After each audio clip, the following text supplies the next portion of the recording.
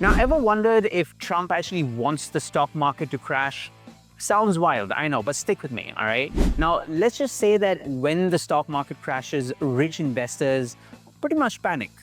But they also end up pulling out their money out of risky assets and pour it into US government bonds. Now, that flood of demand drives bond yields down, and when bond yields drop, we all know that the Fed feels the pressure to actually cut interest rates. Now, why does that matter? Well, lower interest rates pretty much makes debt much cheaper. Guess who benefits the most? The US government. They are currently sitting on roughly around $34 trillion in debt.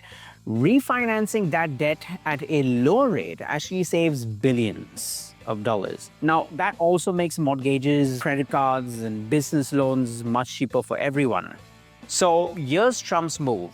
What if Trump gets a little creative? He slaps tariffs on, foreign goods. This unpredictability obviously freaks out the entire market, which obviously means that even more money flow into, you guessed it, bonds. But here's the bigger play.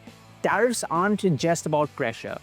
It's like a chess move. What if companies that build in the US avoid tariffs, all right? Foreign countries retaliate, hitting the US agriculture with maybe tariffs of their own. That forces the American farmers to actually sell more food locally.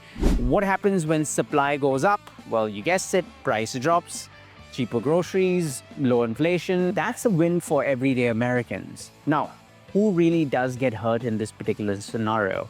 Well, here's the twist. 94% of the US stocks are owned by just 8% of Americans. Crazy to think about, but that's the truth. So when the stocks fall, it's the wealthy that, kind of bleed.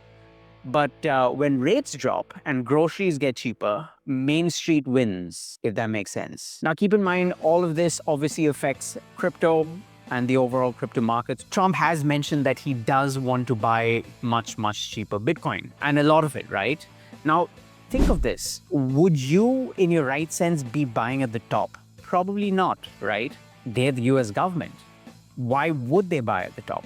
So if this is the way to actually buy cheaper, then he's on the right track. Let me know what you think in the comment section below.